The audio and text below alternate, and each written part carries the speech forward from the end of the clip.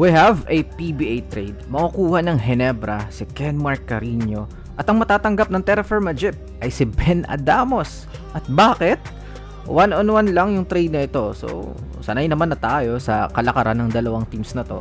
Recently nga ay nasa Ginebra na yung pick ng Terra Firma Jeep next PBA draft. So, pagpangit yung season nila, matik first pick yung Ginebra. Kumbaga, no need mag-tank. Merong magta-tank para sa kanila. Panira talaga ng liga tong Terra Firma Jeep eh.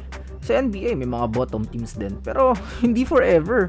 Ito kasi simula nung sumali sa liga, walang kabalak-balak manalo.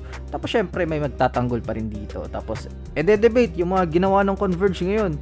Iko-compare natin yung nangyari sa kanila para makatapat lang yung mga big teams. First, pinakawalan si Jordan Heading sa pangarap na mapapayag si Mikey Williams. Next ay si Dave Ildefonso na wala talagang balak maglaro para sa franchise ng Titan. So might as well, kung ikaw Titan, kuha ka na lang din ng player kaysa mawala or hindi maglaro ng walang kapalit. Tapos yung kay Abueva, kung andito kayo palagi sa channel, alam nyong hindi rin ako nag-agree sa ginawa kong video. Para din naman sa akin is lopsided talaga eh. Pero nilabas ng Titan owner na nag-i-insist kasi si Calvin na matrade sa Converge. Nakita rin natin yung mga post niya sa Facebook eh. So, kung ikaw yung Titan Ultra, sige na lang. Kaysa mag-awol, hindi maglaro, kuha ka na lang din ng players. Tsaka, kita ko rin sa mga reaction ng ibang tao yung impact eh. May mga nag-bash pa nga sa akin na, ba't ko daw sinasabing lopsided? Converge naman. On paper kasi.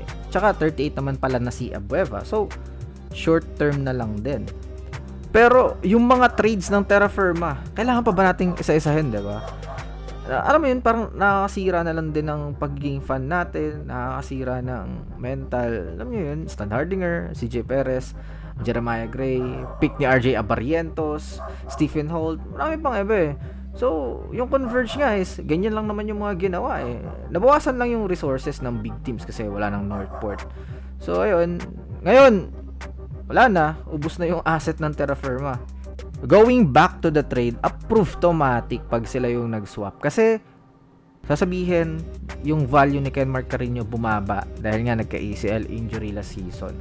Pero kahit na no, high upside player, kapalit ng hindi ginagamit na player. Sige nga, paano niya ipagtatanggol yan?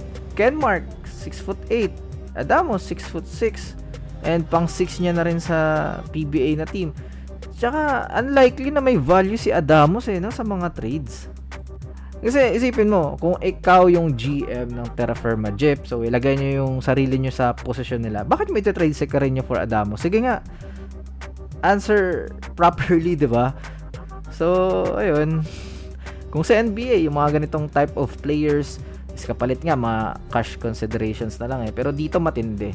Potential starter yung kapalit. Tsaka ang timing ng trade no, merong Gilas game. So yung farm hype medyo matatabunan. Pero yung channel wala kasing Gilas video. So andito tayo sa trade na to. So based din naman sa mga social media comments is walang nagsasabing fair trade. So kaya ba, let me know all your thoughts in the comment section below. This is Egon Hoops. See you in the next upload. Bye-bye.